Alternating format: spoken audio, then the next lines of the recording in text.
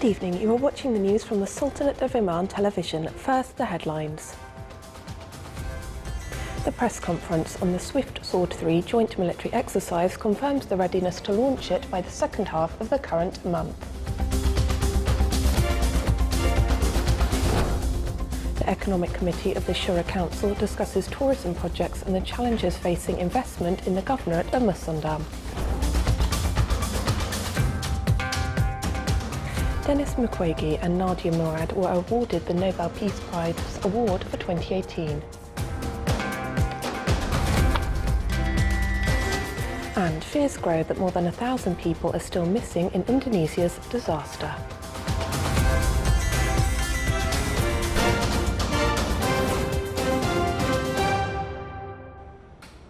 Those were the headlines, now the news in detail. His Majesty Sultan Qaboos has sent a cable of greetings to His Excellency President Abdel Fattah el-Sisi of the Arab Republic of Egypt on the occasion of the October 6th anniversary.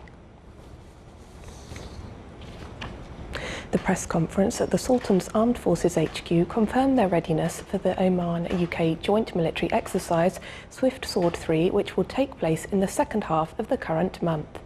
The conference also stressed the solid Omani policy to build bridges between nations while taking into account means to enhance the capacity of the Sultan's armed forces, the security apparatus and civil institutions. The participating public institutions expressed that such an exercise provided them with a better understanding of their supportive roles, as it offered an insight for both military and non-military institutions on the roles and tasks of other institutions.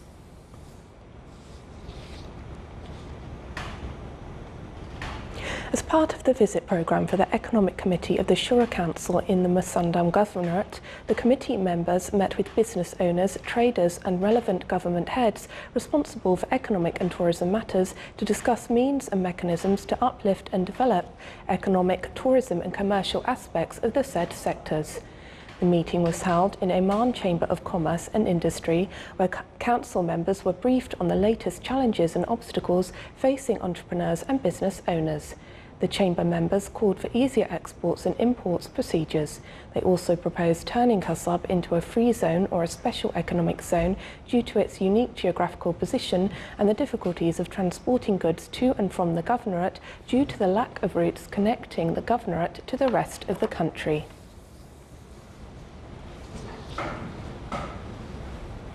Dhofar Municipality Council reviewed in its 8th meeting various matters relating to developing municipal services and approving the minutes of the 7th meeting, which included promoting better HSE, overseeing school cafeterias and spreading awareness among students and parents on the importance of nutrition and establishing a social solidarity fund. The committee also proposed forming a permanent group responsible for combating begging. Moreover, the committee discussed Oman Rail Company meeting the outcomes and the latest updates on the railway project, its execution phases, crossings and suggested routes in the Governorate.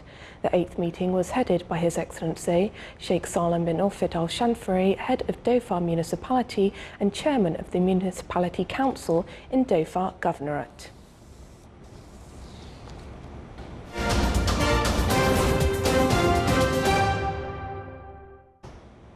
The Norwegian Nobel Committee has decided to award the Nobel Peace Prize for 2018 to Denis Mukwege and Nadia Murad for their efforts to end the use of sexual violence as a weapon of war and armed conflict.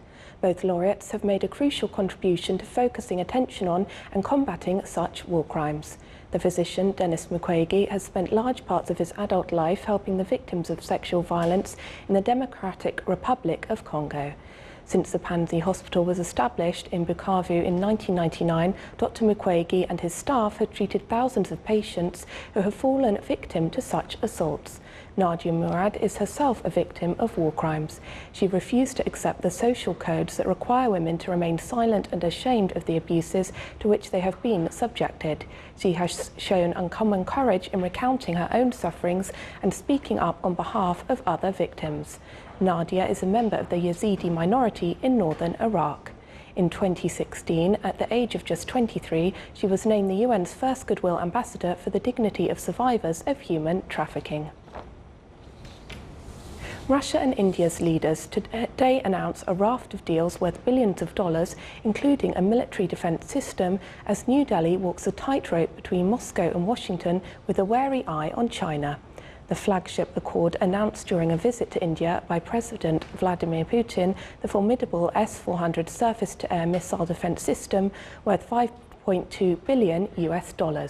Other agreements announced following a meeting between Putin and Prime Minister Narendra Modi were in railways, fertilizers and space, with Russia set to train astronauts for India's first crewed space mission in 2022.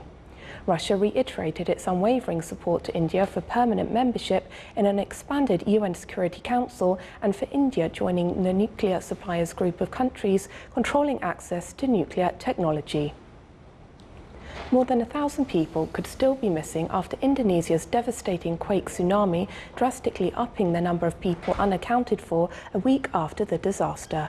Palu City on Sulawesi Island has been left in ruins after it was hit by a powerful quake and a wall of water which razed whole neighbourhoods to the ground, with the official death toll now at 1,571. The number of confirmed missing stands at over 100, but fears are growing that vast numbers of people have been buried in a massive government housing complex at Balaroa, where the sheer force of the quake turned the earth temporarily to mush. After days of delays, international aid is slowly making its way to the disaster zone, where the UN says almost 200,000 people need humanitarian assistance. Governments from Australia to Britain are flying in supplies. The United Nations has pledged $15 million to the relief effort, and aid groups including Save the Children and the Red Cross are also on the ground.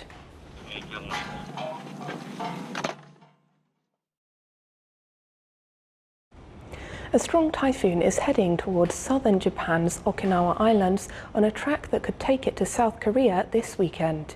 Japan's meteorological agency said that Typhoon Kongray had maximum sustained winds of 126 kilometers per hour, with gusts up to 180 kilometers per hour.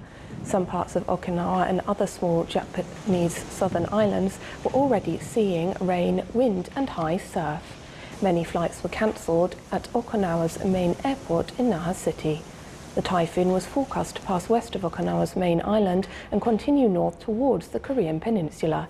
It could bring heavy rain as it passes the coast of Kyushu, the southernmost of Japan's 4 main islands. Still to come in our news bulletin. A workshop on the management of export quality in Dhofar aims to raise the competitiveness of Omani products in the global markets.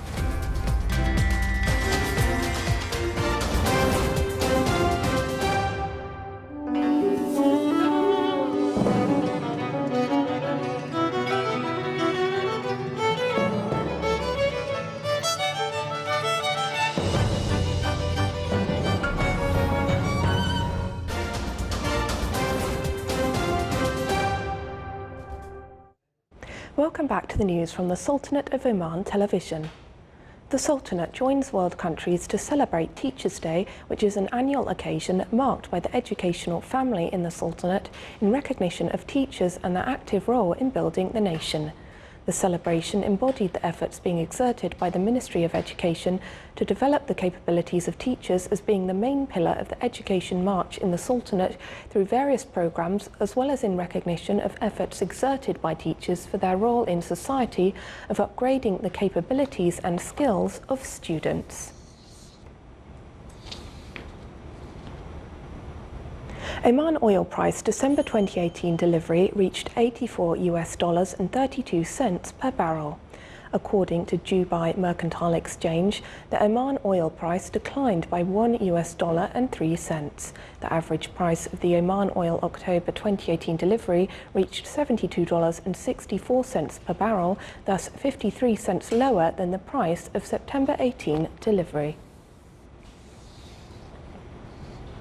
The Islamic financing sector in the Sultanate recorded an annual growth of 31.8%, with a volume of 2.9 billion Omani rials by the end of September 2017.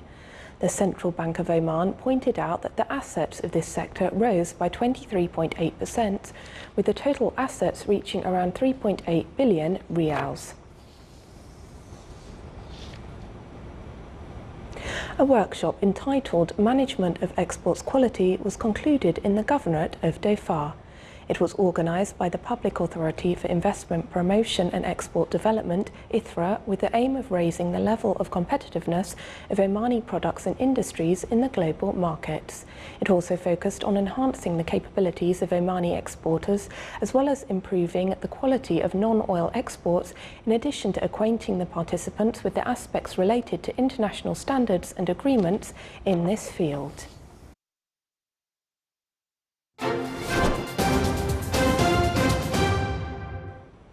Now for the general weather forecast around the Sultanate. Clear skies will prevail over most of the governorates, with chances of low clouds and fog late at night and early morning over the coasts of the Arabian Sea. Winds will be southeasterly, light to moderate. Seas will be slight, with a maximum wave height of 1.25 metres.